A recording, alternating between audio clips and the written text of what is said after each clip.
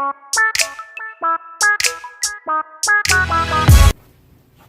everybody, it's Brooke. Welcome back to episode 2 of the Fully Spun podcast. My name is Brooke, and I'm the owner and dyer behind Fully Spun. And this is Rolo. Rolo's not feeling well today, but I did want him to pop in and say hi. He's been a lazy poop all evening, and I'll let him go and get back to napping. It's been quite a while since I recorded, but that's a good thing because that means that I've had a chance to actually get a lot done since the last time I updated you guys and what I've been working on. First, I had a huge shop update for Fully Spun in late September. And if you haven't seen what I updated in that, definitely head out to the website to check that out. I'll also be posting another video where I go through and show some of the stuff that I've added. I'll be having another shop update next month, but it'll be substantially smaller. So go ahead and be sure to check that out. This year I'm running the 2018 sweater Cowl, and that is a year-long cowl with quarterly prizes. So we just ended the third quarter, and I forgot to pull those before I started recording, but before I edit, I'll go ahead and pull the names and note the names in the video of the people that won. I'll be pulling a prize from the chatter and the FO thread, and since I switched thread locations in the middle of the quarter, I will pull from both locations. Be sure to pull from both locations. And then the fourth quarter chatter thread will be from the whole year, and then the fourth quarter FO thread is already up. So only requirements are to make an adult size sweater or a sweater for yourself if you are a kid or a teenager, and just post a picture of your FO in the FO thread, or chatter and let me know what you're working on and chat with other people who are also working on their sweaters. So there have been quite a few very prolific sweater makers this year. I have not been one of them. I made one sweater I finished in January and have kind of had quite a few false starts since then. So I am determined to get at least one sweater done before the end of the year. But I always keep getting distracted and have way too many things going on at one time in order to actually get anything done. If you are a maker and would like to donate a prize for the giveaway for the last quarter of the year, please get in contact with me at the email address below, or contact me on Instagram at I'm Fully Spun. Speaking of Instagram, you can find me on all sorts of social media. I'm on Instagram as I Am Fully Spun, RAVELRY as This Brooke Knits, Facebook as Fully Spun, and my personal Instagram is Brooke Knits, but that will just be selfies and dog pics. Most of my craft content will be on the I Am Fully Spun page, so that's where you definitely want to find me. Alright, so I've got a lot in this episode because I've been gone for quite a bit. I have an FO, which I'm wearing, and I'll get into that in a second. And I've got whips, and I've got lots of acquisitions. As usual, I lost my mind at the show and at Shenandoah Valley Fiber Fest, and I got a lot of good stuff. So first, finished objects. So I'll take it off just to show you guys, even though it is nice and warm and squishy.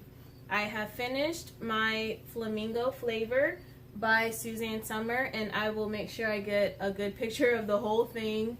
I ended up, I knit this out of Fully Spun sock fingering in the chief, and then out of the fibrous Franklin fingering in the colorway Diamond, which is just a white color.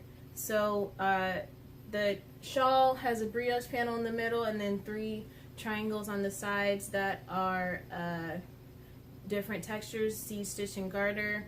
I did end up, it's supposed to be 3 white triangles, but I was running out of the white yarn and I didn't want to pay for another skein of it, so I had more of my own yarn, so I used that in the middle triangle. It's supposed to also have another brioche border, but again, I was running out of the white and I was feeling like it was going to be really big. So definitely if I had continued to knit that, it would have been a pretty huge shawl. It also has an I-cord border, which I absolutely love the detail of, and to me is almost the most fun part, to just zoom around and finish off the shawl. So it has been blocked and ended up being quite large. I do need to weave in all my ends, and then it'll be ready to wear out. So I'm very excited about it. I love it. This is not a shop sample. This is my shawl. I may wash it before show, especially if I have the chief with me. But this is mine. This is not a shop sample. Although, and I don't wear my shop samples, which is why I make that distinction. I'll be wearing this for sure. My voice is a little hoarse. It's 1 in the morning. I have been dyeing wool since I got home from work because I have been procrastinating and need to get the wool out to the mill so I can get it back next month. So the last stuff is in the oven, and I'm taking the time to record, and hopefully I can also work on editing while I'm waiting to get everything out of the oven so I can turn it off and go to sleep.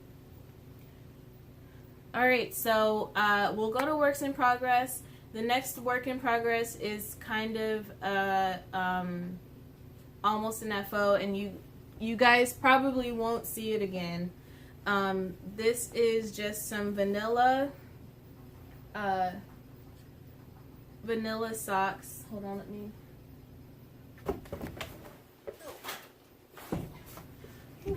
These are just a pair of vanilla socks. I mentioned I got this yarn from Timber Yarn. She's in Canada. It's her twin sock in the colorway Tickle Me, and I have completed one sock that includes a heel, and I started to pick up the stitches for Fake Afterthought heel for the second sock. So I'm planning to make myself and my girlfriend matching socks. So these are hers. These are almost done. Mine probably will take a long time to actually get around to because I have so many other things I want to make. But I wanted to, her birthday is this weekend, so I wanted to give those to her. So that is that's what these are. So these are pretty much done. Just a little bit of knitting left. I might even be able to get this done tonight if I decide not to edit the podcast. But yeah, so I enjoyed the knitting with it. It's really cool to be able to support a dyer who's early in their journey of building their business, and I'll definitely be patronizing her shop again to get another colorway to make some more fun socks. I have not, so this is what's left of the first ball. We have about the same shoe size. My shoe size is an 8, hers is a little bit smaller, and I haven't weighed this yet to see if I have enough to make myself socks. If I don't have quite enough, I will just swap out the heels and the toes for a solid, and then I should definitely have enough to do a second pair of socks with the same color. Next, after finishing my Flamingo flavor, I was in the mood to finish something else, so I have resurrected a whip from long ago. This is my Anniversaire cardigan, which I purchased the yarn as a custom for my 25th birthday, which was last year, and took me a while to get it, but once I got it, I got started on the sweater. This was from the Pom Pom Quarterly Summer edition for 2017, for their anniversary edition, actually. And so I had gotten to the point just after I had joined to start on the body. So I've done a little bit of work on the body since just last week. I just finished this maybe Monday or Tuesday of last week, and have picked this up since then and done this much. So I had picked it up a couple times to jump back into it, but was confused by where I was, because I was in the middle of doing the increase at the same time. So I was doing the neck increases at the same time as shoulder increases and adding this, and so it was a lot, and then all the cables were in different places. So I took the time to figure out where I was. I put all the cables in app and counter app, so basically like they each have different numbers of row repeats, so each cable section has its own count. And it also, the app I used is called B Count, BEE Count, and what it does is, like, say this was an 8-row cable, when it, instead of going to 9, it'll go back to 1. So they all do that independently, and so I just am using that to keep track of where I am in the sweater. So this is this one might go back to sleep, only because I've got some other stuff I want to work on. My sister and I still never finished that sweater for my grandpa, and Christmas this year will be 1.5 years since we started trying to work on it, so we need to definitely make it happen if we're gonna make it happen. But I was just in the mood. I have a sweater that I want to start, but I wanted to see if I could finish something else before I cast on something else. All right, and the last the last work in progress doesn't look like much right now. My sister has been working on the Bendy arrow shawl using my yarn in the berry trifle colorway, along with my yarn in the good navy colorway, and she's much further along, but I decided that I wanted hers, and then in return promised to make her one so that she could have one too. So this is my yarn in the colorway berry trifle, and this is my yarn in the colorway blue, so I'll be pairing these two to make a Bendy arrow shawl. And I just while I was hanging out with my sister this weekend after the show, I just had the beginnings of that shawl, so we'll be making those in tandem and then swapping at the end. Alright, so this is a great time to segue into acquisitions.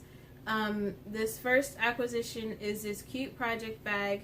So this is in the bucket style, where it's a bucket on the outside and has got a piece on the inside where you can make the bag bigger, and it has a drawstring. This is from Bayside Quilting, who was my neighbor at the Frederick Fiber Fest this past weekend. Her name's Erica, and she's a really sweet lady, and I was staring at this bag. All of a sudden her bags were going away and her shelves were looking light, and I was like, I have to get this before it's gone. So definitely check her out, Bayside Quilting, on she's on Etsy, and see if there's anything that you like. Alright, I was good at Frederick Fiber Fest because I was bad at Shenandoah Valley Fiber Fest 2 weeks ago, and I was like, I have enough, I don't need any more, so I was good. So what's funny is that I went to Shenandoah thinking, oh, I'll get 2 skeins and that'll be it. I actually ended up getting I got 2 sweaters worth of yarn in addition to other things. So I'll go through, just start from what I pick up first and show you guys everything I picked up. Alright, so the first thing that I got is I got a bunch of yarn from Good For You. The base is called Cladog, and they're 45% merino wool, 40% baby llama, and 15% Donegal. So this one caught my eye because the Donegal tweed in it is not the brown and white that it normally is, but it's actually red. It's red, blue, and green. So I fell in love with that part of it. And cream. So red, blue, green, and cream specks of Donegal tweed.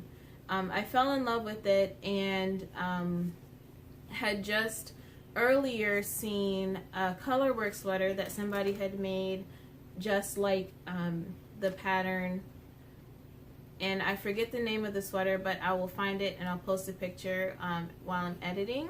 But I saw the yarn and I was like, I don't know what I want to make with that, but I want to make a sweater. And I was like, I'll be right back. I'm gonna go and find something to make with it so I can buy the right amount to make something with. I went back and was like, oh wait, was that sweater, was wondering if that sweater was made out of the same weight. So the sweater actually turned out to be made out of fingering weight, even though Ravelry said sport weight. But I still am planning to make the sweater. But what I'm going to do is, instead of making the color work be the yoke portion, I'm going to have the yoke and the top be plain, and then do the color work portion at the bottom of the sweater and the bottom of the sleeves. And what that will do is it will reduce the importance of the difference in row gauge. I think I'll probably just find another pattern to follow for sport weight for the top to make sure I have the height right. But with the color work, since you need to be able to do all of it, it will matter that my row gauge will be off because I have a heavier weight yarn. So I got 5 skeins of the gray color, and then I got 5 other colors to do color work with. And these are actually just $5 a ball, so it's really inexpensive. She gets it made in Turkey, and it's an interesting process. What she did is she designed the colors, and then they basically replicate the colors on a mass scale and send her the yarn inexpensively. So that's pretty cool, and definitely check her out. This yarn is super soft and very nice. It's like at a price point of a Knit Picks. It's a 50-gram skeins for $5. But of course you're supporting someone who's local, and well, local to me, but supporting a small business, which is always important.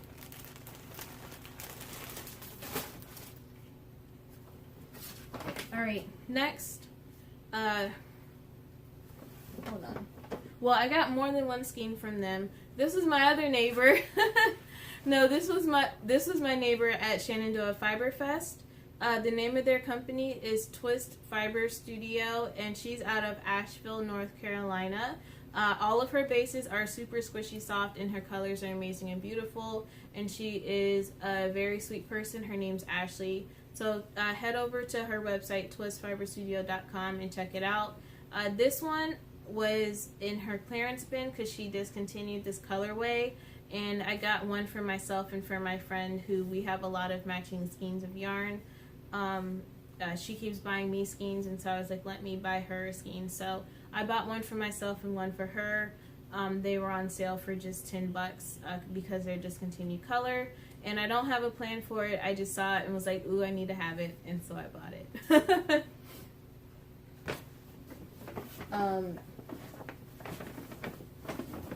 The next skeins are meant for the same project, but are from 3 different dyers. So this one is from Twist Fiber Studio again. This is her Montford fingering, and the colorway is called Abyss, and it's a 80%. It's an MCN base, 100-gram skein. So that's this one. This one is from the Fibrous. This was out of one of their Schrodinger's bags. So the Schrodinger's bags are usually one-of-a-kind skeins where it's a mystery what you'll pull. And so Ashley and I were we're walking around, and she got a couple. She pulled this one, but I pulled a purple one that was like another purple one that she pulled. So we swapped, and I got this one, and I got this to match from her booth. And then from my other neighbor, who's Hot Bohem, she is out of she's a Maryland-based dyer, and I've ended at the same shows as her before. This is her Mimi sock in the Beta Hochi colorway. And so my plan is to make something with the 3 of these together, because they'll be a special reminder of the Shenandoah Valley Fiber Fest. Don't know what I'm going to make, but it'll be something cute.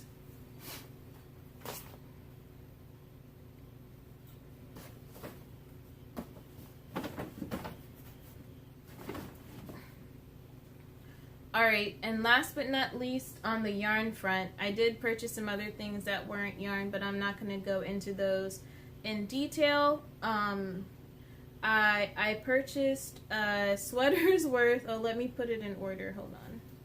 I purchased a sweater's worth of alpaca yarn from Deli's Delights. She's a Virginia-based, Deli's Delights farm. She's in Virginia, and she just has an email and contact information. Doesn't look like she has a website, but this is called Oh So Soft. It's alpaca sport weight, and it's the natural colors from the alpacas.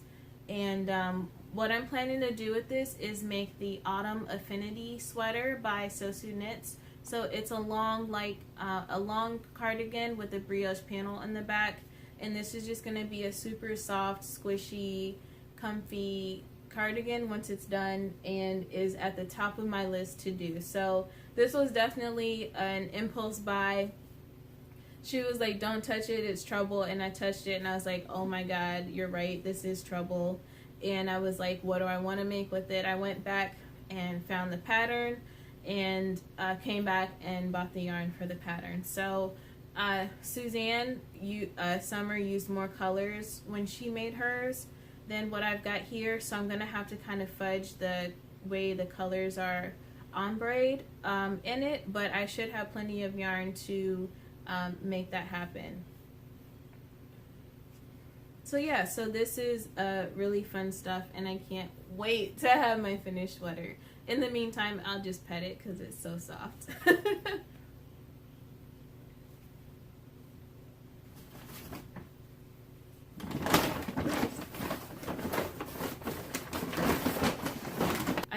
Other things I picked up at Shenandoah Valley Fiber Fest, I picked up some handmade lotion, which you know is always nice for knitting with, because sometimes your hands can get dry.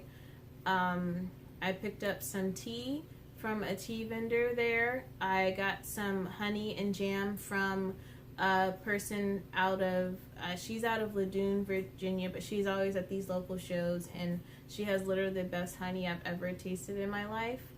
And then I also got some wine from Fabioli Cellars. They're in Leesburg, Virginia, and that's where we had our Worldwide Knit in Public Day event that I vended at. And so I got a few bottles of their wine, and it tasted really good. So overall, it was a really fun show. It was a great experience, and I did a lot of shopping that was unplanned, but it's okay. Sometimes that happens.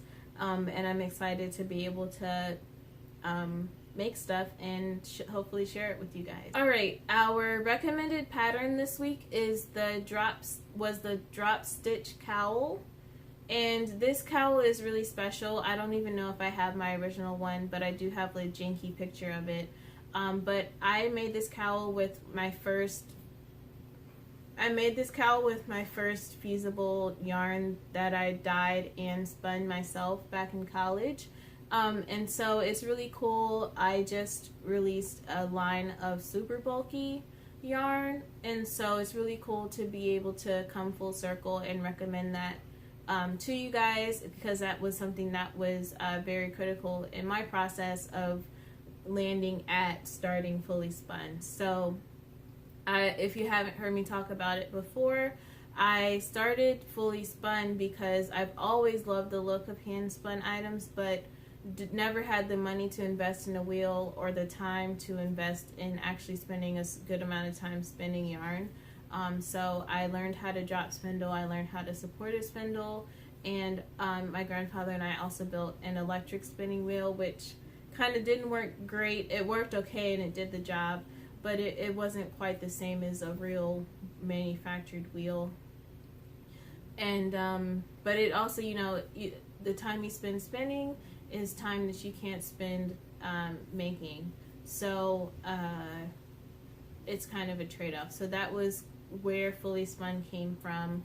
And sort of part of the journey has been the fact that I just absolutely love playing with the colors and combining them to make new colors and making sure my colorways are cohesive by using similar base colors to build all the colors that make up one colorway. So that is sort of where the drop stitch cowl is special to me, because it is sort of where I started and then also where I've come to at this point. So that's very exciting. The super bulky yarn is in 88 yard 150 gram skein, so it's perfect for a big chunky cowl or a chunky hat or something like that. And so if that sounds of interest to you, definitely head over to the website to check it out. If you would like to be entered into a giveaway to win a copy, just make sure that you are subscribed to my channel and you follow me on Instagram at @IamFullySpun, and just leave a comment down below. Any comment, just say hello. It's been a while. What are you working on? What are you going to be for Halloween? I'm planning to be the brown M&M, and I'd like to film a sew along video for that. So fingers crossed that I can actually make that happen and find some time to do that. It's been a while since I've sewn anything, but I'm planning to make the Cashmere Turner dress, which I sewed last year. So that should help make it an easier process. Just sew the dress and iron on some M's. So it should be a simple costume, but it should be fun. I've wanted to be the brown M&M for a very long time. I don't have a Can't Let It Go. My energy is quickly waning and my voice is going. So, and I think this might be a longer than 15-minute episode, but knowing me, it's probably not. And that's okay too.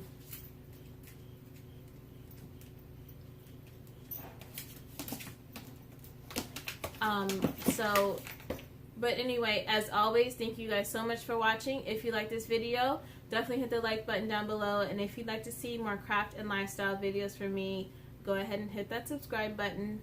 As always, thank you guys so much for watching, and I'll see you in the next one.